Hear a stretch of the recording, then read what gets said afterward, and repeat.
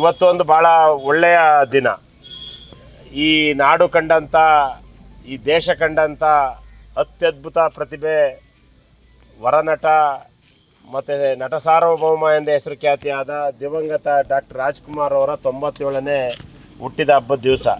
ಇಂಥ ಒಂದು ದಿವಸ ಕಳಸಾಪುರದಲ್ಲಿ ಯಾಕೆ ಗುದ್ಲಿ ಪೂಜೆ ಇಟ್ಟಿದ್ದೀವಿ ಅಂತೇಳಿದರೆ, ಬಂಗಾರದ ಮನುಷ್ಯ ಪಿಕ್ಚರ್ನ ಕಳಸಾಪುರ ಗ್ರಾಮದಲ್ಲಿ ಮಾಡಿದ್ರು.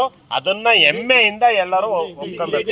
ಇದೇ ಜಾಗದಲ್ಲಿ, ಇದೇ ದೇವಸ್ಥಾನದಲ್ಲಿ ಅದು.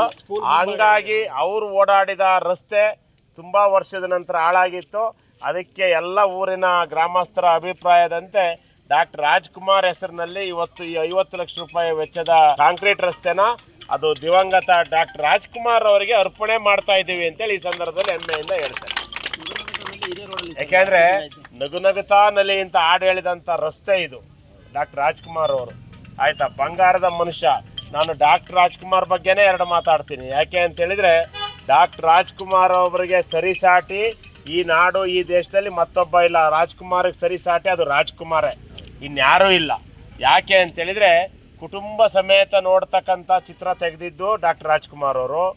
ಕನ್ನಡ ಬಿಟ್ಟು ಬೇರೆ ಯಾವುದೂ ಭಾಷೆ, ತಿಮ್ಮೇಗೌಡ್ರೆ, ಬೇರೆ ಯಾವುದೂ ಭಾಷೆ ಚಿತ್ರದಲ್ಲಿ ನಟಿಸಲಿಲ್ಲ, ರೀಮೇಕ್ ಚಿತ್ರದಲ್ಲಿ ನಟಿಸಲಿಲ್ಲ. ಆಮೇಲೆ ಅವ್ರು ತೆಗೆದಂಥ ಎಲ್ಲ ಚಿತ್ರಗಳಲ್ಲೂ ಸಮಾಜಕ್ಕೆ ಒಂದು ಸಂದೇಶ ಇರ್ತಿತ್ತು.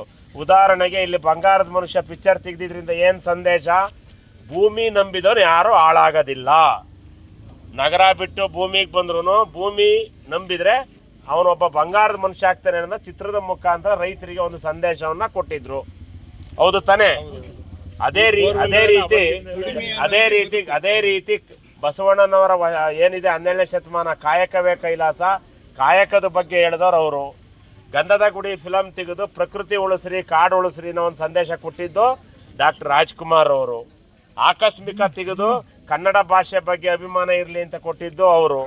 1983ನೇ ಇಸ್ವಿನಲ್ಲಿ ಅವತ್ತು ಕನ್ನಡ ಇದರ ಅಧ್ಯಕ್ಷರಾಗಿದ್ದರು ಯಾರು, ನಮ್ಮ ಸಿದ್ದರಾಮಯ್ಯನವರು, ಕನ್ನಡ ಕಾವಲು ಸಮಿತಿಯ.